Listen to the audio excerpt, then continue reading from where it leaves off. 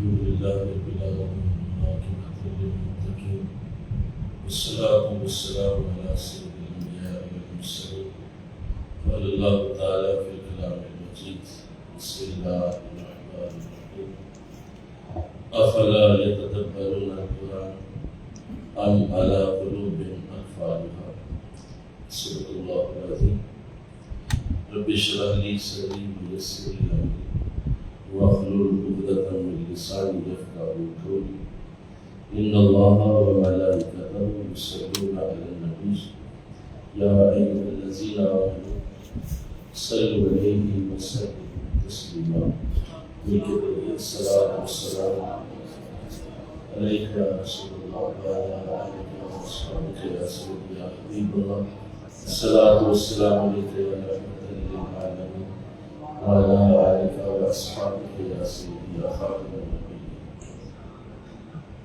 نہایت معزز محترم حاضرین و سامعین، الحمدللہ آج سے وہ خوبصورت سلسلہ جو ماہ ربیع الاول کی آمد کی وجہ سے ملتوی کیا گیا تھا اور تفسیر قرآن کو آج سے دوبارہ شروع کرنے کی سعادت حاصل ہوگی۔ سورہ نمل کی آیات پڑھنے کی توفیق مل رہی ہے اور آج انشاءاللہ العزیز سورہ نمل میں اگلی آیات پڑھی جائے گی۔ آیت نمبر 15 تک ہم پڑھ چکے ہیں، آج انشاءاللہ سے اگلی گفتگو ہوگی۔ قرآن پاک کو سمجھنا یہی قرآن کے نازل ہونے کا مقصد ہے کہ قرآن کو سمجھا جائے، نہ صرف پڑھا جائے بلکہ اسے سمجھا جائے کہ یہ کلام کیوں نازل ہوا، اس کے پیچھے کیا کیا حکمتیں ہیں اور اللہ نے کیوں اتنی بڑی برکت اپنے نبی کو عطا کی۔ لہٰذا یہی وہ مقصد ہے جو قرآن کی اس کلاس میں جو ہمارا جمعے کا وقت ہوتا ہے اور ہمارے جمعے کا وقت قرآن کی کلاس میں بدل جاتا ہے، جس پہ ہم اللہ کا شکر ادا کرتے ہیں کہ ہمارے قلوب و اذہان میں قرآن کی یہ خوبصورت نغمے اللہ اتارتا ہے۔ آقا صلی اللہ علیہ وسلم نے ارشاد فرمایا، قرآن کو سمجھ کے پڑھنے والا معزز فرشتوں جیسا ہے۔ کیسے پڑھنے والا؟ قرآن کو سمجھ کے پڑھنے والا معزز فرشتوں کی طرح ہے کہ اللہ نے اس کو اتنی عزت دی ہے، اتنی برکت دی ہے، جس طرح فرشتوں کو عزتیں اور برکتیں ملتی ہیں اللہ اسی طرح اسے بھی عطا کرتا ہے۔ اس لیے ہمیشہ کے لیے یہ بات اپنے ذہنوں میں رکھا کرے کہ کیا میرا قرآن کے ساتھ تعلق ہے ایسا، کیا قرآن کے ساتھ میری کوئی ایسی ترتیب ہے کہ میں قرآن کو سمجھنے کی کوئی جستجو، کوئی کوشش، کوئی جدوجہد کر رہا ہوں۔ کیا واقعی میری زندگی میں کوئی ایسا وقت بھی ہے کہ جس میں صرف قرآن کے ساتھ گزارتا ہوں اور قرآن کے قریب رہتا ہوں، قرآن میرے قریب رہتا ہے؟ تو اللہ نے سعادت دی ہے، اس پہ ہم اللہ کا شکر ادا کرتے ہیں کہ جمعہ کا دن تو جمعہ پڑھنا ہی ہوتا ہے، تو ہم نے اس پہ اللہ کا شکر ادا کیا کہ اللہ نے ہمیں جمعہ کے دن کی ایک کلاس عطا فرمائی۔ آپ سب بھی یہاں شامل ہو جاتے ہیں، آپ سب یہاں تشریف لاتے ہیں اور آپ سب قرآن کو سمجھنے کی سعادت حاصل کرتے ہیں، یہ آپ کی مہربانی ہے۔ ورنہ یہ کلاس یقیناً میں اپنے لیے کرتا ہوں کہ مجھے قرآن کی پہلے سمجھ آئے، میں قرآن کو سمجھوں، قرآن کی آیات پہ غور کروں، میرے لیے میرا قرآن زیادہ ضروری ہے۔ آپ اس میں شامل ہو جاتے ہیں تو برکت بڑھ جاتی ہے، آپ بھی قرآن کی محبت لے جاتے ہیں، قرآن کو سمجھ لیتے ہیں۔ تو اللہ اس کی توفیق اسی طرح دیتا رہے انشاءاللہ۔ کہہ دیجیے اللہ توفیق دے۔ سورہ نمل میں آج وہ آیات پڑھی جائیں گی جن آیات میں اس سورت کا جو نام رکھا گیا ہے اس کی وجہ بیان کی گئی ہے۔ النمل، چیونٹی، ایک چیونٹی کے نام کے اوپر پوری سورت اتاری گئی۔ ایسا کیا کارنامہ سے انجام دیا اس نے، کہ ایسی کیا اس میں خوبی تھی یا ایسی کیا اس کے اندر خاصیت تھی کہ اللہ نے قرآن کے ایک چیپٹر کا نام ہی نمل رکھ دیا۔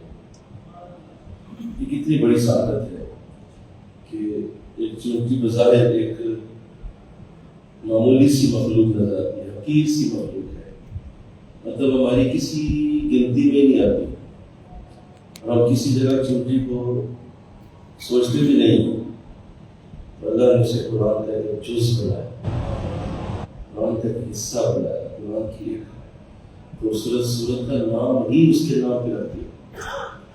تو یہ وہ آیات ہیں جن میں ہم آج یہ سمجھیں گے کہ ایسا کیوں کیا گیا، ایسی کیا سعادت، ایسی کیا برکت تھی جو اس خوبصورت مخلوق کو دی گئی، تو اللہ نے اسے قرآن کا جز بنا دیا۔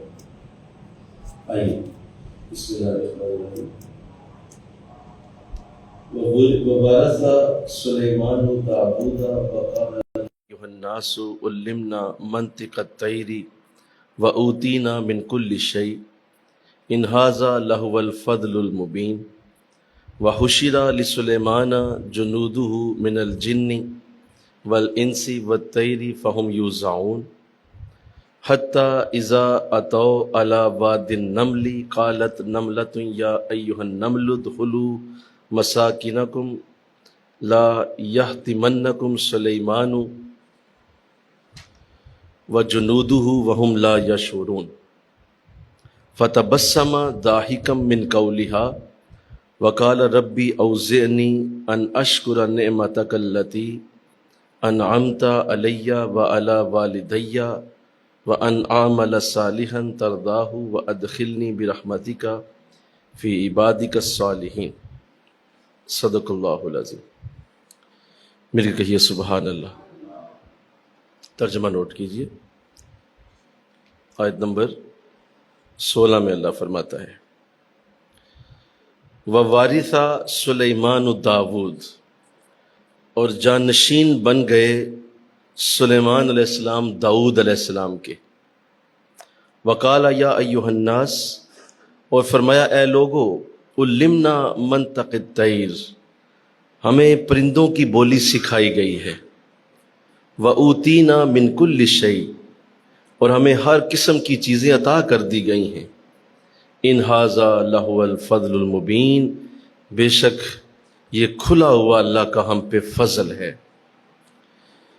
اس آیت میں اللہ حضرت سلیمان علیہ السلام کا ذکر خیر فرماتا ہے، اور ارشاد فرمایا کہ سلیمان علیہ السلام اپنے والد داؤد علیہ السلام کی طرح بہت بڑی عظیم سلطنت کے مالک تھے، اور آپ کا جب وصال ہو گیا تو آپ ان کے جانشین بنے۔ حضرت سلیمان علیہ السلام اپنے والد کے تخت پہ بیٹھے، تو آپ فرما رہے ہیں اے لوگو، مجھے اللہ نے پرندوں کی بولیاں عطا کر دی ہیں اور مجھے ہر قسم کی چیزیں بھی دے دی، یعنی کوئی نعمت ایسی نہیں ہے جو مجھے اللہ نے نہ دی ہو، اور یہ پرندوں کی زبان سمجھنا یہ اللہ کا مجھ پہ احسان عظیم ہے۔ تو آپ نے اپنے اوپر اللہ کے احسان کا ذکر کیا ہے، اور خاص طور پہ جو احسان کیا گیا کہ ہر شے عطا کر دی گئی، ہر قسم کی جو بھی نعمت اللہ نے زمین پہ اتاری ہے وہ ساری کی ساری حضرت سلیمان علیہ السلام کو دی گئی۔ تو یہاں پہ ایک بہت بڑی ایک سیکھنے کی بات ہے، وہ یہ ہے کہ انسان ان چیزوں کی طرف نظر رکھے جو اللہ نے اسے دی ہیں، ان چیزوں کی طرف نہ نظر کرے جو نہیں دی ہیں۔ ہمارا زیادہ تر ذہن اور سوچ، ہماری زیادہ تر ہماری جو اندر سے خواہشیں سوچیں ادھر ہی چلتی ہیں جو چیزیں ہماری زندگی میں نہیں ہوتی، اور ہم کہتے ہیں یہ نہیں ہے، یہ نہیں ہے، یہ نہیں ہے۔ اور بھائی وہ بھی تو دیکھو جو اللہ نے دی ہیں، جو تمہیں عطا کر دی گئی ہیں، ان کی طرف بھی تو نظر کرو۔ تو ایک بنیادی فلسفہ ہے زندگی کا۔ اگر آپ چاہتے ہیں کہ آپ کی زندگی میں بہت آرام رہے، سکون رہے، اور آپ زندگی میں خوشی سے زندگی گزارتے جائیں تو ان چیزوں کو دیکھنا شروع کریں جو اللہ نے عطا کی ہیں آپ کو، جو اللہ نے آپ پہ مہربانی فرمائی ہے۔ مل کے کہو نا سبحان اللہ۔ اس مہربانی کو دیکھیں کہ وہ کیا ہے جو آپ کو دیا گیا ہے۔ جب آپ وہ بار بار اس کو ذہن میں رکھیں گے تو وہ چیزیں جو آپ کو نہیں دی گئیں وہ بھول جائیں گے، آپ وہ ذہن میں نہیں آئیں گی۔ تو جب آپ ہر وقت شکر کے ساتھ زندگی گزاریں گے تو اس وقت زندگی میں اطمینان شروع ہوگا، آرام شروع ہوگا، زندگی کے اندر ایک سکون آئے گا کہ میرے رب نے مجھے یہ دیا ہوا ہے۔ تو اللہ توفیق دے۔ ایک تو اس میں پہلی آیت میں باقاعدہ ذکر کیا کہ مجھے نہ صرف وراثت ملی ہے بلکہ مجھے اللہ نے پرندوں کی بولیاں بھی سکھائی ہیں، لوگوں مجھے سکھائی ہیں، بتایا لوگوں کو، بتایا، خوشی سے بتایا کہ مجھے یہ نعمت اللہ نے دی۔ ہم عجیب لوگ ہیں، عجیب قسم کی ناشکری قوم ہے۔ ہم ہر اس بات کا ذکر کریں گے جو اللہ نے ہمیں نہیں دی، ہم ہر اس چیز کی طرف بار بار سوچیں گے، بار بار ذہن جائے گا، بار بار دھیان جائے گا کہ یہ چیز نہیں ہے زندگی میں۔ اس سے کیا ہوتا ہے؟ اس سے ناشکری کے جذبات پیدا ہوتے ہیں۔ جب آپ ناشکرے انسان ہیں تو آپ کعبہ کے طواف میں بھی ناشکرے رہیں گے، آپ مسجد نبوی میں بھی ناشکرے رہیں گے، آپ صفا مروہ میں بھی ناشکرے رہیں گے، کیونکہ آپ کو شکر کرنا آیا ہی نہیں، شکر کرنے کی ٹریننگ نہیں آپ نے لی، آپ کا ذہن شکر کرنے والا نہیں ہے۔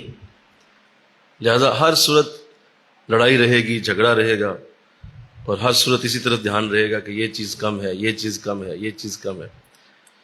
اس سے ایک بہت بڑا نقصان یہ ہوتا ہے کہ جو اللہ نے آپ کو نعمتیں دی ہوتی ہیں ان کا بھی اثر ختم ہو جاتا ہے۔ یعنی آپ جو نعمت اللہ کی لے چکے ہیں، وہ اولاد جو آپ کو ملی ہے، وہ صحت جو آپ کو ملی ہے، وہ گھر جو آپ کو دیا گیا ہے، وہ جو آپ کو ماں باپ دیے گئے تھے، وہ آپ کو بہن بھائی دیے گئے تھے، وہ آپ کو معاشرے میں دوستوں میں عزت دی گئی تھی، وہ جو اللہ نے آپ کو قرآن پڑھنے کا علم سکھا دیا تھا، وہ جو ایک مرشد اور شیخ ملا ہوا تھا، یہ ساری نعمتیں آپ کے لیے صفر ہو جائیں گی، اور آپ کہیں گے ہے ہی کچھ نہیں، میں تے ہتھل انسان ہوں، کچھ بھی نہیں میرے پلے، لیکن جی ہمارے پاس کیا ہے، ہمارے پاس کیا ہے۔ تو جب آپ یہ سوچیں گے تو ناشکری کے جذبات پیدا ہوتے ہیں، اور اسی سے ناشکری کی وجہ سے پھر بے سکونی پیدا ہوتی ہے، پھر لڑائی پیدا ہوتی ہے، جھگڑے پیدا ہوتے ہیں، پھر انسان جو ہے وہ اپنے ارد گرد سے تنگ آ جاتا ہے، ماحول سے تنگ آ جاتا ہے، اسے اچھی بھلی چیزیں بھی زہر لگنا شروع ہو جاتی ہیں۔ اچھا بھلا گھر ہوتا ہے زہر لگتا ہے، اچھی بھلی بیوی ہوتی ہے زہر لگتی، اچھے بھلے بچے اولاد ہوتی ہے زہر لگتی، کام اچھا بھلا ہوتا ہے، رزق اچھا بھلا ہوتا ہے، کام ہو رہا ہے، اس کی جاب ہے، ہر چیز اس کو چبھنا شروع ہو جائے گی۔ کیوں؟ ناشکرا انسان ہے۔ ذرا بولو کون، کیوں بولو سارے ذرا، ناشکرا انسان ہے، شکر نہیں ہے، ذہن میں یہ ہے ہی نہیں، ہمارا الٹی ہماری گنگا بہتی ہے، ہم بچپن سے ہی ناشکرے پیدا ہوتے ہیں، ماں باپ کو ناشکری کرتے دیکھتے ہیں، اپنے دوستوں کو ناشکری کرتے دیکھتے ہیں، ہر جگہ بیٹھتے ہیں ناشکری کرتے ہیں، ملک کی ناشکری، اپنی زمین کی ناشکری، اپنے علاقے کی ناشکری، ہر جگہ ناشکری۔ یہ تو جناب ہے ہی کچھ نہیں، ہم تو پتہ نہیں جہنم میں ہی رہتے ہیں، ہم تو پتہ نہیں علاقہ کیسا ہے، یہ دیکھیں محلہ کیسا ہے، یہ فلاں ہے، یہ فلاں ہے، فلاں ہے۔ بس وہ ناشکری کی وجہ سے زندگی جہنم بنی رہتی ہے۔ آپ اسے جس دن شکر میں بدل دیں گے اسی وقت وہ جہنم جنت میں بدل جائے گی، اسی وقت جنت بن جائے گی، اس لیے کہ اللہ نے واقعی ہمیں بڑا کچھ دیا۔ مل کے کہو سبحان اللہ، بڑا کچھ دیا۔ وَإِن تَعُدُّوا نِعْمَتَ اللَّهِ لَا تُحْصُوهَا، تم اگر اللہ کی نعمتیں گننا چاہو تم گن نہیں پاؤ گے۔ گنو صحیح بیٹھ کے، اور کاپی پنسل پکڑو، لکھنا شروع کرو، یہ نعمت، یہ نعمت، تیرے پین میں سیاہی ختم ہو جائے، تیری ہاتھ تھک تھک کے چور ہو جائیں، اللہ کی نعمتیں مکمل نہیں ہوں گی۔ ایک عام انسان کے اوپر، ایک عام انسان جو بالکل نارمل ایک روزانہ کا دیہڑی دار مزدور ہے، اس کی نعمتیں کو لکھنا شروع کرے مکمل نہیں ہوں گی، اور اس کے صفحے ختم ہو جائیں گے۔ اتنا اللہ نے کرم کیا ہوتا ہے۔ بلکہ کہو سبحان اللہ۔ ہم ہر لمحے ناشکرے لوگ، ہر لمحے ناشکرے، کوئی چیز ہمیں پسند ہی نہیں آتی، کوئی چیز ہم پسند ہی نہیں کرتے کسی چیز کو۔ یہی وجہ ہے کہ زندگی میں ہمیشہ ایک بے چینی سی رہتی ہے، کڑ رہتی ہے، ایک قوموں دل کرتا رہتا ہے ہر وقت، ایک عجیب سا اندر سے.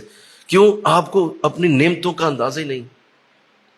یہ میں نے کہا کہ دیہڑی دار مزدور کی بات کی ہے ابھی میں نے، اور جو بہترین جاب کر رہا ہے، جو اچھی زندگی گزار رہا ہے، جس کو اللہ نے گاڑیاں دی ہوئی ہیں، موٹر سائیکل دیے ہوئے ہیں، جس کو اللہ نے آنے جانے کی سہولتیں دی ہیں، جس کو اللہ نے بہترین اعلیٰ صاف ستھری اولاد دی ہے، پڑھے لکھے اس کی اولاد ہے، اس کے بہترین زندگی کے معاملے، بتاؤ اس کو کتنی نعمتیں دی. اور جس کو اللہ نے قرآن عطا کر دیا ہو، قرآن کی نعمت جس کو دی ہو، اگر اسلام نے ارشاد فرمایا کہ جس کو قرآن کا علم دیا گیا اور وہ کسی دنیا دار کو دیکھ کے اس پہ رشک کرے تو اس نے قرآن کی توہین کر دی. اس نے قرآن کی توہین کر دی کہ اس نے قرآن کو معمولی سمجھا، اور کسی اور شخص کو دیکھ کے تو دل میں لاتا ہے کہ یہ بڑا ہی خوش نصیب آدمی، دیکھو کتنا امیر آدمی، اور دیکھیں میں قرآن، حالانکہ مجھے قرآن آتا ہے اس کے باوجود میرے پاس کچھ بھی نہیں. تو پتہ ہے قرآن کتنی بڑی دولت ہے. لیکن یہ سمجھائے کن کو بندہ، یہ بندہ بتائے کن کو؟ اس جاہل قوم کو جس کا کوئی قبلہ ہی نہیں ہے، جس کو کچھ سمجھ ہی نہیں آتی، کسی بات کی طرف دھیان ہی نہیں جاتا ان کا.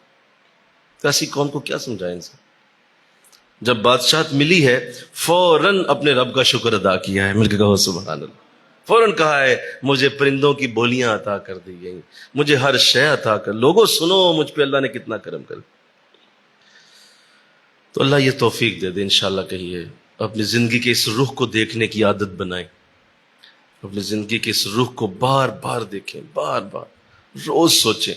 اسی لیے بزرگوں نے فرمایا روز 2 نفل شکرانے کے اپنے اوپر لازم کر لو. الارم لگاؤ اپنے موبائل پہ کہ شکرانے کے 2 نفل پڑھنے، تاکہ تمہارے اندر سوچ ڈیولپ ہو. بار بار شکرانے کے نفل پڑھو گے تو تمہارا ذہن شکر کی طرف راغب ہوگا، تمہارے ذہن میں شکر کے جذبات پیدا ہوں. وہ 2 نفل تمہیں بار بار اس طرف لے جائیں گے. یا اللہ شکر ہے تیرا، جس حال میں بھی رکھا شکر ہے. بولو جس حال میں بھی رکھا ہے شکر. تو جب یہ چیز پیدا ہوگی تو پھر انسان کے لیے زندگی آسان ہونا شروع ہوتی ہے، پھر زندگی آسان ہوتی ہے. آؤ آگے ارشاد فرمایا وَخُشِرَ لِسُلَيْمَانَ جُنُودُهُ، اور فراہم کیے گئے سلیمان کے لیے لشکر، من الجن جنوں میں سے، والانس انسانوں میں سے، والطیر اور پرندوں میں سے. فہم یوزعون، اور وہ بڑے نظم و ضبط کے پابند ہیں.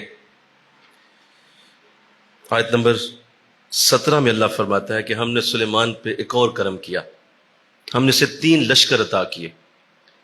کتنے لشکر دیے؟ 3. ایک دیا جنوں کا لشکر، ایک دیا انسانوں کا لشکر، اور ایک دیا پرندوں کا. تو یہ 3 لشکر دیے آپ کو، اور یہ تینوں لشکر آپ کی فوج کا حصہ تھے، اپنی اپنی جگہوں پہ نظم و ضبط کے ساتھ موجود رہتے تھے. آپ جب بھی کسی بھی جگہ لشکر لے کے جاتے، اپنی فوج لے کے جاتے، تو یہ تینوں اپنے اپنے نظم و ضبط کے ساتھ آپ کے ساتھ چلتے تھے. انسانوں کا ایک بہت بڑا لشکر آپ کے ساتھ روانہ ہوتا، جنوں کا ایک لشکر روانہ ہو جاتا، ساتھ پرندے بھی اس میں شامل ہوتے. تو یوں آپ کی ایک بری فوج تھی اور ایک آپ کی فضائی فوج تھی. فضا میں بھی فوج تھی اور زمین پہ بھی تھی، اور جنات اور انسان دونوں مل کر آپ کے ساتھ اس میں شامل ہوتے جدھر بھی آپ لشکر کشی کے لیے جایا کرتے.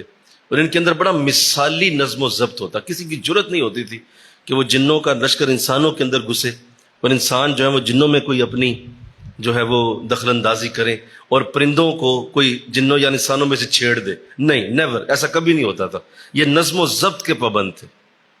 یہ سارے آپس میں ایک دوسرے کے لیے ایک علیحدہ علیحدہ یونٹ کے ساتھ ہوتے تھے. حضرت سلیمان علیہ السلام ان سب کے کمانڈر تھے، اور آپ جب یہ فوج لے کے چلتے تو ایک آپ کا روب اور دبدبہ پھر دنیا دیکھتی تھی. مل کے کہو سبحان اللہ. کہ جس طرح وہ فوج چل رہی ہوتی جس میں جنات اور انسان اور پرندے بھی ساتھ، اور جانور بھی ہوتے تھے، وہ جانوروں کی بھی ایک ساتھ فوج روانہ ہوتی جو آپ کی فوج کا حصہ تھی. تو اللہ نے خاص طور پہ آپ کے ان تینوں گروہوں کا ذکر کیا کہ ہم نے یہ دیے تھے آپ کو، اور آپ کی قوت تھی کہ آپ پوری زمین پہ حکمران تھے. ایک واحد بادشاہ پوری زمین پہ صرف حضرت سلیمان علیہ السلام، اور کوئی دنیا میں بادشاہ موجود نہیں، صرف سلیمان علیہ السلام تھے جو پوری دنیا پہ اکیلے حکومت کر رہے تھے. جہاں کہیں بھی کوئی آپ کو خبر ملتی کوئی اور بھی ہے علاقہ، آپ اپنا لشکر لے کے پہنچ جاتے، یا تو اسے کلمہ پڑھا دیتے یا اسے ختم کر دیا جاتا. اسے صفحہ ہستی سے مٹا دیتے آپ کہتے بھائی یا تو کلمہ پڑھ کے مسلمان ہو جاؤ اور دین پہ آ جاؤ، اور اگر نہیں تو یہ علاقہ خالی کر دو، ختم کر دو، یہاں بھی سلیمان کی حکومت ہوگی۔ میں کہو سبحان اللہ، یہاں بھی میری حکومت ہوگی۔ تو یوں آپ کا یہ لشکر جو ہے اس کا ذکر قرآن نے کیا ہے۔ آگے ارشاد فرمایا حتی اذا اتوا علی واد النمل قالت نملۃ یا ایھا النمل ادخلوا مساکنکم لا یحطمنکم سلیمان، یہاں تک کہ وہ چیونٹیوں کی ایک وادی سے گزرے تو ایک چیونٹی اپنی چیونٹیوں سے کہنے لگی اے چیونٹیوں اپنے بلوں میں کہیں گھس جاؤ، کہیں ایسا نہ ہو جائے کہ سلیمان کا لشکر بے خبری میں تمہیں کچل دے، اور تم اپنے اپنے بلوں میں چلی جاؤ، کہیں سلیمان کا لشکر تمہیں کچل نہ دے اور انہیں معلوم ہی نہ ہو کہ تم پر کیا گزری ہے۔ فَتَبَسَّمَ ضَاحِكًا مِّن قَوْلِهَا، تو سلیمان علیہ السلام نے مسکرا کر اس کی یہ بات سن لی، آپ مسکرا دیے اور آپ نے اس بات کو سنا۔ وقالا، اور فرمایا ربی اوزعنی ان اشکر نعمتک التی، آپ فرمانے لگے اے میرے مالک، اے میرے رب، مجھے توفیق دے کہ تاکہ میں تیری نعمت کا شکر ادا کروں جو تو نے مجھ پر فرمائی ہے۔ وعلی والدی، اور میرے والدین پر بھی برکت اتار۔ وان اعمل صالحا، اور مجھے توفیق دے کہ میں نیک کام کروں جسے تو پسند کرے۔ وادخلنی برحمتک، اور مجھے اپنی رحمت کی وجہ سے فی عبادک الصالحین، اپنے نیک بندوں میں شامل کر لے۔ تو یہ واقعہ جو قرآن کی زینت ہے، قرآن نے اسے پیش کیا ہے، میں اس پہ توجہ چاہتا ہوں، بڑے دھیان سے سنیے، بڑے غور سے سماعت کیجیے۔ قرآن کا ایک ادب ہے، اور ادب یہ ہے کہ اس کو توجہ چاہیے ہوتی ہے، اس کو پورا دھیان چاہیے ہوتا ہے۔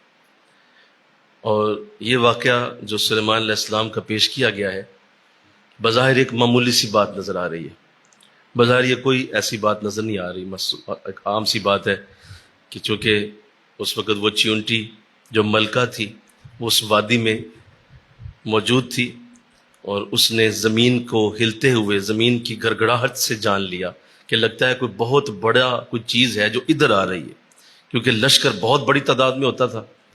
تو چیونٹیوں کو یہ خوبی اللہ نے دی ہے کہ وہ کئی میل کے فاصلے سے زمین کی حرکت کو دیکھ سکتی ہیں، انہیں پتہ چل جاتا ہے کہ زمین کی گڑگڑاہٹ اور زمین کی جو حرکت ہے وہ کس طرح کی ہے۔ تو چونکہ یہ ملکہ چیونٹی تھی تو اللہ نے اس کو یہ خوبی دی ہے، اور چیونٹیوں کو اللہ نے ویسی بڑی خوبیاں دی ہوئی ہیں۔ یہ واحد دنیا میں ایسی مخلوق ہے جو اپنے وزن سے 60 گنا زیادہ وزن اٹھا سکتی ہے۔ کتنا بولو؟ 60 گنا۔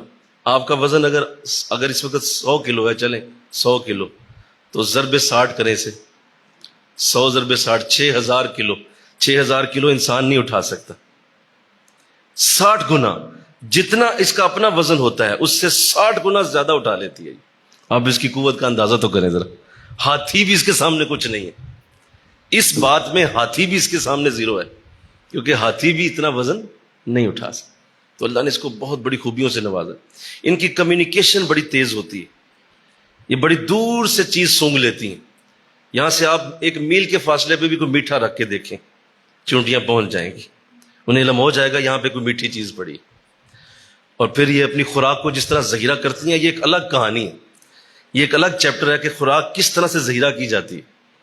اور بڑے بڑے بارشوں کے دن آئیں گے، بڑی بڑی سردیوں کے دن آئیں گے، یہ اپنے بلوں کو اس طرح بنا دیتی ہیں جہاں پانی بھی نہیں پہنچ پاتا، پانی بھی وہاں اندر نہیں جا پائے گا، اتنا یہ اس کو سیکیور کر کے بناتی ہیں، لہذا بارشوں میں بھی زندہ رہتی ہیں۔ اور اللہ نے ان کو بڑی خوبیوں سے نوازا ہے۔ تو ذکر کیا کہ وہ چیونٹی ظاہر ہے جان گئی کہ ایک بہت بڑا لشکر آ رہا ہے اور وہ قریب پہنچ رہا ہے، تو اس نے فوراً اپنی چیونٹیوں کو آواز دی، اس نے کہا کہ قرآن گواہ ہے کہ اپنے اپنے بلوں میں چلی جاؤ، کیونکہ ابھی سلیمان کا لشکر یہاں سے گزرنے والا ہے، اور کہیں ایسا نہ ہو کہ وہ تمہیں کچل دے اور تمہارے لیے مسئلہ ہو جائے۔ اب ایک چیونٹی نے یہ بات جب کی ہے تو حضرت سلیمان علیہ السلام وہاں سے 3 میل کے فاصلے پہ تھے، 3 میل کے فاصلے تھے، آپ نے سنا، اور قرآن نے آگے بیان کیا کہ آپ مسکرا پڑے۔ اس کی اس بات پہ بولو مسکرا پڑے آپ کے کمال ہے. مطلب ابھی میں وہاں پہنچا نہیں ہوں اور اتنی دور ہوں، اور اس نے ابھی سے اپنے معاملات کو سیٹ کرنا شروع کر دیا.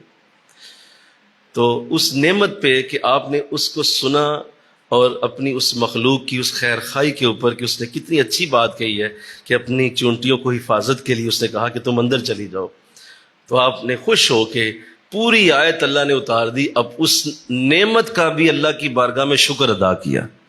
یا اللہ تجھ نے مجھ پہ بڑی نعمت فرمائی، اتنی دور سے مجھے آواز سنائی دے دی اور مجھے سننے کو ملا.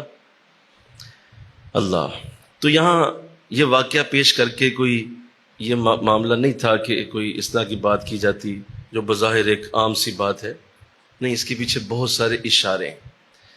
ایک تو یہ کہ اسی صورت کے اسی آیت میں نمل کا ذکر ہے، اور اللہ نے اسی آیت کو سورہ کا نام بنایا، اور چیونٹی کو یہ وصف عطا ہوا کہ اس کے نام سے قرآن کی ایک سورت موجود ہے، اور وہ اتنی عظیم ہو گئی، اتنی بڑی ہو گئی کہ پورے قرآن میں جب بھی قرآن کا یہ حصہ پڑھا جائے گا تو چیونٹیوں کا ذکر ضرور ہوگا، اور اللہ ضرور چیونٹیوں کی یاد کرائے گا لوگوں کو کہ یہ بھی کوئی مخلوق ہے.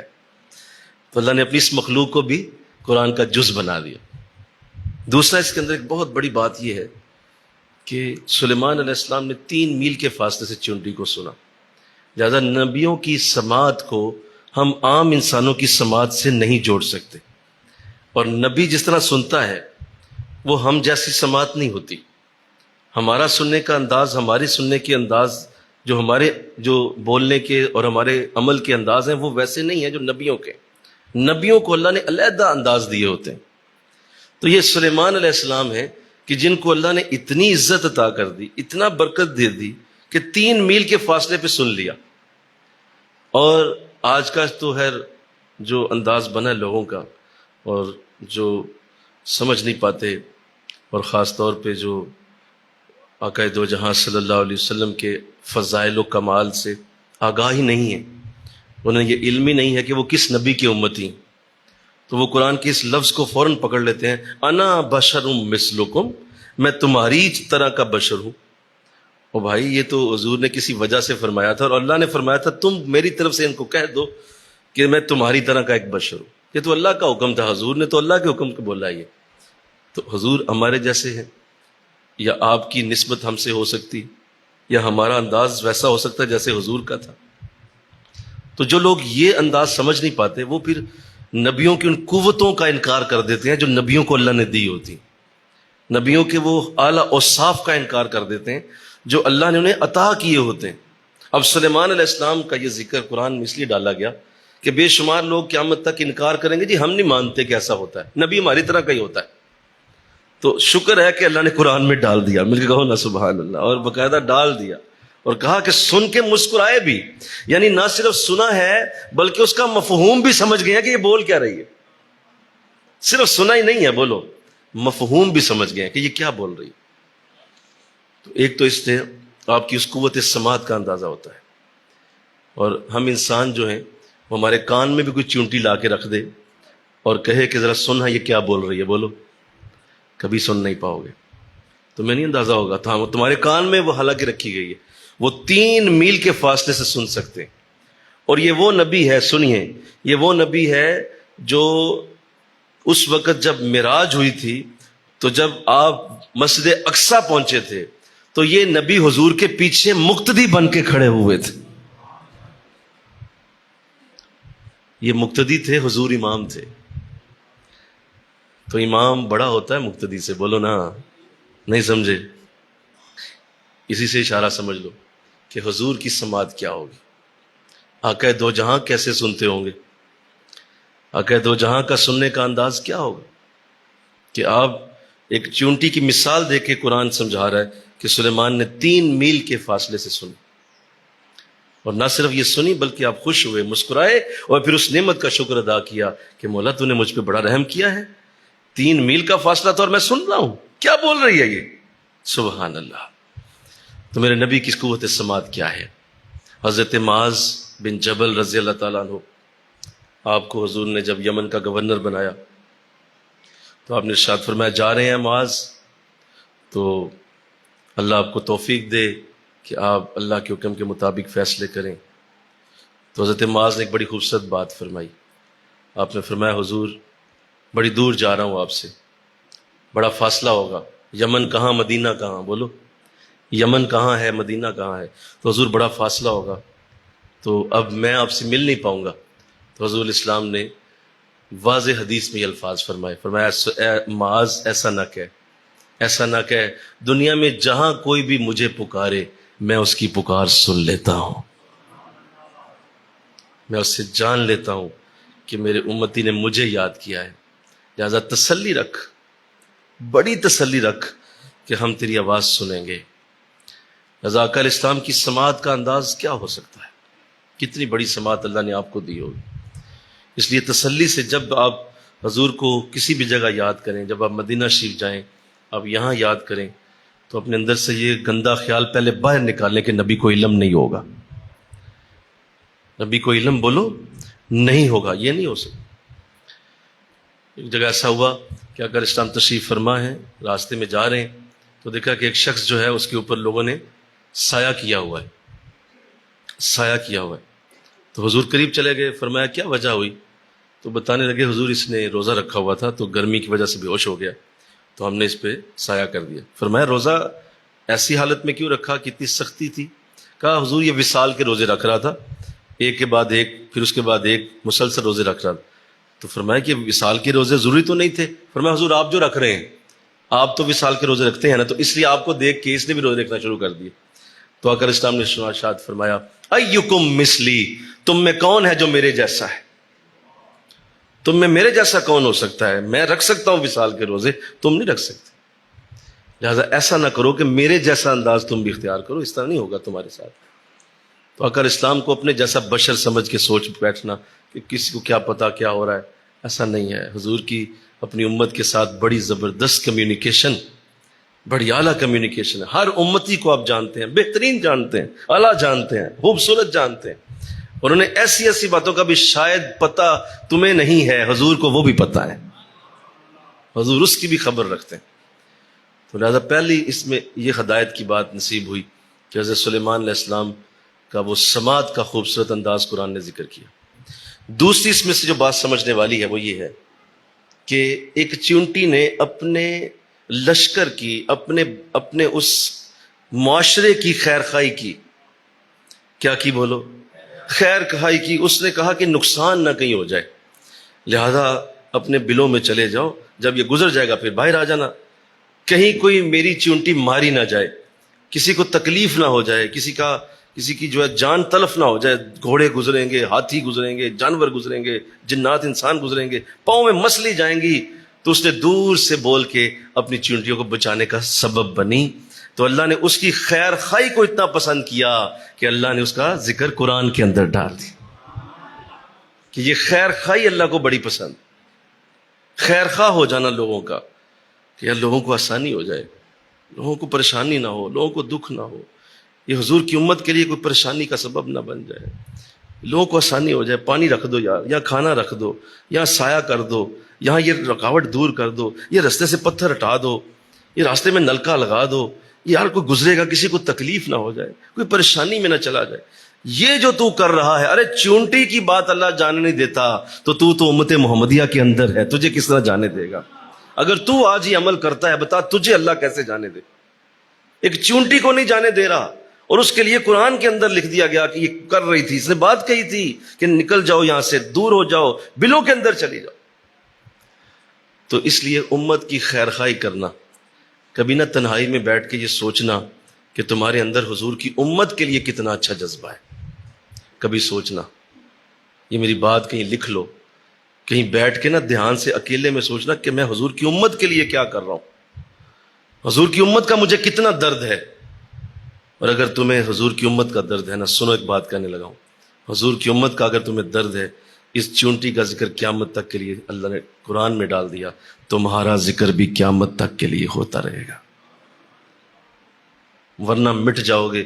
بنا لو 10 کوٹھیاں اور، بنا لو 6 گاڑیاں اور، بنا لو 20 اولادیں اور، بنا لو اپنے بڑے بڑے کمکمے لگاؤ، جتنے چاہیے لگا لو، مٹ جاؤ گے، تمہارا نام و نشان ختم کر دیا جائے گا. ہاں حضور کی امت کے لیے کچھ خیر خائی کرو گے تو اللہ تیرا نام زندہ کر دے گا. کسی بھی شخص کے لیے خیر خائی کرنا اللہ کو اتنا پسند ہے کہ یہ نعمت اللہ جس کو دے دے، یہ درد اللہ کسی کو دے دے، یہ تکلیف، یہ مصیبت پریشانی اٹھانا کسی کے لیے کہ یار میرے نبی کی امت کو آسانی ہو جائے. اپنی کمیونٹی میں، اپنے اس معاشرے کے اندر جہاں آپ رہتے ہیں، آپ کا یہ کام نہیں ہے کہ آپ نے جا کے نیو یارک کے اندر کوئی جا کے رکاوٹ ہٹانی ہے.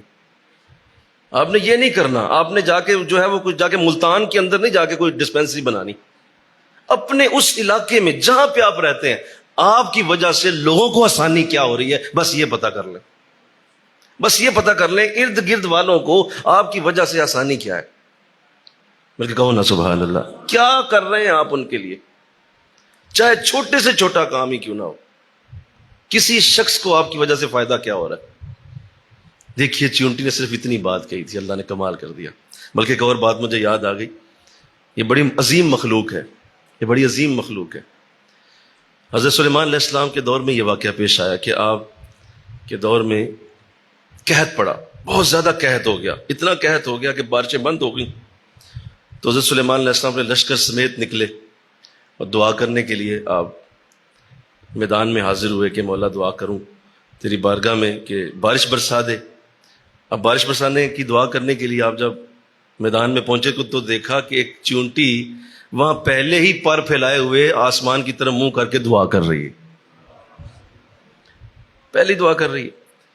اس سے پہلے کہ آپ دعا کرتے اللہ کی بارگاہ سے حکم آ گیا کہ اے سلیمان ضرورت نہیں ہے دعا کرنے کی، آپ واپس تشریف لے جائیں. فرمایا حضور میں تو اتنا بڑا لشکر لے کے آ گیا، اتنا بڑا مجمع میرے ساتھ ہے، تو دعا کرنے کی اجازت دی جائے. فرمایا اس لیے کہ یہ جو چیونٹی دعا کر رہی ہے ہم نے اس کی دعا قبول کر لی ہے، تو بارش ہو جائے گی لیکن آپ کی دعا سے نہیں ہوگی، چیونٹی کی دعا سے ہوگی، آپ چلے جائیں. تو آپ نے فرمایا مولا یہ تو بڑی اچھی بات ہے، ہمیں تو بارش چاہیے تھی، تو یہ تو خوشی کی بات ہے کہ دعا قبول ہوئی، بارش ہوگی، لیکن ہم آ ہی گئے ہیں تو دعا کرنے دیں، ہمیں ذرا ہم بھی اپنا حصہ پیش کر دیں. دعا تجھے بڑی پسند ہے اور اتنے لوگ آئے ہوئے ہیں تو ان کا بھی دل رہ جائے گا کہ سلیمان لے کے آئے ہیں دعا کے بغیر ہی واپس لے جا رہے ہیں، تو ان کا بھی دل رہ جائے گا کہ ہم دعا کر کے آئیں. تو اللہ نے فرمایا نہیں سلیمان دعا نہیں کرنی. اس کی وجہ یہ ہے کہ اگر تم نے کر دی تو چیونٹی کا دل ٹوٹ جائے گا کہ لگتا ہے کہ ان کی دعا سے بارش ہوئی ہے، میں اس کا دل رکھنا چاہتا ہوں. اصل کیا نہیں سمجھے، اللہ کو چیونٹی کا دل رکھنے کے لیے نبی کو بھی واپس موڑنا پڑ گیا. تو تم کسی کا دل نہیں رکھ سکتے، چھوٹا سا کسی کا دل رکھنے کے لیے اسے کرسی نہیں دے سکتے، کسی کا دل رکھنے کے لیے اسے پانی کا گلاس پیش نہیں کر سکتے. سلیمان کے لشکر کو واپس بھیج دیا کہ تم میری چیونٹی کے لیے اگر دعا کر دو گے تو یہ کہے گی کہ سلیمان کی وجہ سے بارش ہوئی. تو تم دل رکھا کرو، مخلوق کا خیال کرو، لوگوں کا بھی خیال کر لو. تمہاری بیوی ہے، تمہارے بچے ہیں، تمہارے دوست ہیں، عزیز ہیں، ان کا خیال اس طرح کرو کہ دل رکھو، ان کا دل رکھو. اللہ تمہارا نام زندہ کر دے گا. اور وہ کوئی بھی ہو، لاہور کا میو ہاسپٹل ایک کافر نے بنایا. کوئی آج بھی میں اس بھی کئی بار یہ بات کہی ہے کہ یہ اس وقت جب پاکستان بنا تھا تو بہت سارے علماء جو ہیں لاہور کے وہ گئے تھے ڈی سی او کے آفس میں، اور انہوں نے جا کہا تھا کہ جی اتنا بڑا ہسپتال ہے، اب ہم ایک مسلم ملک میں رہتے ہیں تو اس کا نام بدل دیں، اس کا نام کسی اسلامی نام پہ رکھیں. تو انہوں نے کہا جی ٹھیک ہے کر دیتے ہیں. اور بعد میں پتہ چلا کہ وہ بھی معاملہ آگے چلا گیا، پھر نہ ہوا، اور دوبارہ گئے، اور پھر ایسے ہی کوئی آگے کوئی اور مسئلہ درمیان میں پڑ گیا، اور پھر نام نہ بدل سکا. وہ تیسری بار جب گئے تو انہوں نے کہا جی 2 بار ہمارا وفد آ چکا ہے، آپ نام کیوں نہیں بدل رہے؟ تو انہوں نے کہا جی ہم تو پیش کر دیتے ہیں آگے سے وہ بندہ جو ہے وہ اٹھ جاتا ہے، چلا جاتا ہے، میٹنگ میں بیٹھ جاتا ہے، وہ کام ہو ہی نہیں پاتا. وہ چلتا چلتا ایک عالم دین کہنے لگے حضرت مجھے نہیں لگ رہا یہ نام کبھی زندگی میں بدلے گا، اس لیے کہ یہ انگریز نے انسانوں کی فلاح کے لیے بنایا تھا، اللہ نے اس کا نام نہیں بدلنا، چھوڑ دو، یہ جس کا نام بھی ہے اسی نام پہ چلتا رہے گا. مل کے کہو نا سبحان اللہ. ارے کافر کا نام بھی ہسپتال کے ساتھ جڑ جائے تو اللہ نہیں ختم ہونے دیتا. تم نہیں سمجھ رہے زندگی کی فلسفی کو، تم زندگی کا اصل نہیں سمجھ رہے. تم سمجھو یہ بات کہ تم نے اگر مخلوق کے لیے کچھ کیا تو زندہ رہو گے، ورنہ مٹ جاؤ گے، ختم ہو جاؤ گے. اپنے بچے سب پال لیتے ہیں، اپنی بیوی بچوں کو کون نہیں روٹیاں پانی دیتا، سب دیتے ہیں. ایک کوا بھی یہی کر رہا ہے، چونٹی بھی یہی کر رہی ہے، ایک سانپ بھی اپنے بچے پالتا ہے. تم کون سی بہادری کر رہے ہو کہ اپنے بچوں کو بہت کچھ دے رہے ہو؟ یہ کون سی بہادری ہے؟ ارے کچھ کرنا ہے تو عام لوگوں کے لیے کر کے دکھاؤ نا، ان سے جن سے تیرا کوئی رشتہ نہیں ہے، تیرا کوئی جاننے والا نہیں، تیرا کوئی پھپھا چاچا ماما نہیں ہے، ان کے ساتھ اگر تم نے نیکی کی ہے تو وہ اللہ کو پسند ہے۔ یہ تو سب کرتے ہیں، کون نہیں کرتا؟ صرف اس چونٹی کی اتنی بات کو کہ اس نے صرف اپنی خیر خواہی کی اپنے اس معاشرے کی، تو اللہ نے قرآن کے اندر لکھ دیا۔ ہم اس بنیادی ترین بات کو چھوڑ جاتے، اپنی اتنی فکر، اتنا اپنا لوگوں نے اپنی ناک کو سیدھا کرنے کا انتظام کیا ہوا ہے۔ ہم سایہ مر جائے کوئی مدد نہیں کرتا، کوئی قریب آ جائے، کوئی بیچارہ پریشان حال ہے، کوئی اٹھاتا نہیں اسے۔ اگر ایسا تم چاہتے ہو تو پھر تمہاری زندگی چند دن کی مہمان ہے، اور اس کے بعد قبر ہوگی، اور اس کے بعد تمہارا نام و نشان بھی نہیں ہوگا۔ ہے لوگ وہی جہاں میں اچھے، آتے ہیں جو کام دوسروں کے، بس اسے ہی اللہ نے برکت دی، اسے ہی رحمت دی۔ یہ ساری کہانی وہ ہے۔ اور حضرت سلیمان علیہ السلام نے جو شکر ادا کیا نا، سنو میری بات دھیان سے سنو، مفسرین نے بڑی اچھی بات لکھی۔ مفسرین فرماتے ہیں ایک زاویہ تو یہ ہے کہ آپ نے سننے کی قوت پہ شکر ادا کیا۔ بولو کس پہ؟ بولو سننے کی قوت پہ شکر ادا کیا۔ اور دوسرا آپ نے یہ شکر ادا کیا کہ مولا میری امت کے اندر، میرے ملک میں ایک ایسی چونٹی بھی موجود ہے جو مجھ سے بھی زیادہ خیر خواہ ہے اپنی قوم کی۔ مولا تیرا شکر، اللہ زندہ، مجھ سے بھی زیادہ خیر خواہ اپنی قوم کی، تو لہذا مولا مجھے بڑی خوشی ہوئی ہے۔ کیا تیرا کرم ہے مجھ پہ کہ میری امت میں ایسی چونٹیاں بھی موجود ہیں کہ جو میری امت کے اندر، میرے اس میری مملکت کے اندر خیر خواہ لوگ ہیں۔ اب آپ اندازہ کریں کہ جس کی وجہ سے محلہ تنگ ہو، جس کی وجہ سے کوئی گلی والا تنگ ہو جائے، جس کی وجہ سے کسی کا راستہ بند ہو جائے، جس کی وجہ سے کسی کی تکلیف ہو جائے، بتاؤ اس کو اللہ کس طرح قیامت کے دن پیش آئے گا۔ حضور تو ایک چونٹی کو، ایک بلی کو بھی اپنے راستے میں جو پلا رہی تھی، وہ دودھ پلاتی ہوئی بلی اپنے بچوں کو دودھ پلا رہی، حضور نے لشکر کوئی راستہ بدلنے کا حکم دے دیا کہ تم نے اس بلی کو نہیں چھیڑنا، کیوں؟ اپنے بچوں کو دودھ پلا رہی ہے، اس کو تکلیف ہوگی، اس کا دل ٹوٹ جائے گا کہ نبی کے لیے مجھے راستہ خالی کرنا پڑا۔ تو فرمایا نہیں، تم لشکر ہی دوسرے راستے سے لے جاؤ، اس بلی کو بالکل نہیں چھیڑنا۔ تو جب تک ان بنیادی فلسفے کو ہم زندگی کا نہیں سمجھیں گے، آپ کی زندگی میں روز ایسے موقع آتے ہیں، کتنی جگہوں پہ ہم لوگوں کا دل رکھ سکتے ہیں، لوگوں کے لیے آسانی پیدا کر سکتے ہیں، یار یہاں پہ اس کو بندے کو آسانی ہو جائے گی، اس کے لیے یہ کر دو، یار کرو، کیوں نہیں کرتے ہو؟ اور اگر کرتے ہو تو اصل میں تم ہی سمجھدار ہو، انسان ہو، باقی سب فضول لوگ ہیں، اپنی زندگیاں جی رہے ہیں، مر جائیں، کھپ جائیں گے، ختم ہو جائیں گے۔ تو اللہ نے بہت بڑا واقعہ پیش کیا، مل کے کہو سبحان اللہ۔ یہ قرآن ہے، یہ ہے ھذا قرآن، اسے قرآن کہتے ہیں۔ اور اس قرآن کے ساتھ ہم نے جڑنا ہے، انشاءاللہ کہو نا، ہم نے اس طرح کے اعمال اس طرح کرنے ہیں کہ اس طرح کی زندگی پیش کرنی ہے جس طرح چونٹی نے کر دی، اور مخلوق کے لیے خدمت کا جذبہ، مخلوق کے لیے محنت کا جذبہ، کوشش کا جذبہ۔ اب دیکھو نا، جس نے صرف زندگی بچائی تھی تو اس کا ذکر قرآن میں آ گیا، تو جو کسی کے لیے جنت کا سبب بن جائے، بولو نا بھائی، کہ اس کی وجہ سے لوگوں کو نیکی کی توفیق مل رہی ہے، اس کی وجہ سے لوگ قرآن کی طرف، نیکی کی طرف، نماز کی طرف آ رہے ہیں، جنت کی طرف جا رہے ہیں، جو اصل زندگی ہے۔ بولو، یہ تو دنیا کی زندگی تھی نا، اس نے اس زندگی بچا لی، چند چونٹیوں کو بچا لیا مرنے سے، اور جو جنت کا سبب بن جائے، بتاؤ اس کے لیے اللہ کیا انتظام کرے گا، اس کو کہاں تک رکھے گا۔ تو یوں ہی نہیں داتا صاحب ہوتی، یوں ہی نہیں غوث ہوتی، یوں ہی نہیں اجمیر ہوتی، یوں ہی نہیں سرہند ہوتی، یہ یوں ہی نہیں نام زندہ ہو جاتے۔ کیوں؟ ان لوگوں نے مخلوق کے لیے اپنی زندگیوں کو تج دیا، اور ہم سارے اپنی پرائیویٹ لائف گزارنے والے لوگ، ہم سمجھ نہیں پا رہے زندگی کی حقیقت کیا ہے۔ اپنے آپ کو لوگوں کے لیے وقف کر دو، اپنے آپ کو لوگوں کے لیے جینا سکھاؤ، لوگوں کے لیے مرنا سیکھو، لوگوں کے لیے جینا سیکھو، لوگوں کے لیے وقت دو، مال خرچ کرو، لوگوں کے لیے کوئی ایسا انتظام کرو کہ لوگوں کو کوئی فائدہ ہو جائے، سوچو میں کیا کر سکتا ہوں۔ اور پھر دیکھو اس کی برکت، اللہ تمہیں ہر قسم کی پریشانیوں سے بے نیاز کر دے گا، بے نیاز ہو جاؤ گے، کوئی ٹینشن، کوئی تکلیف نہیں آئے۔ یہ بے نیازیاں تبھی آئیں گی جب آپ کا جو فوکس ہے وہ اپنی ذات سے ہٹ کے لوگوں پہ چلا جائے۔ تو اللہ اس کی توفیق دے دے، انشاءاللہ کہو، اللہ اس کی توفیق دے دے۔ تو یہ خوبصورت واقعہ ہمارے لیے بہت بڑی شان رکھتا ہے۔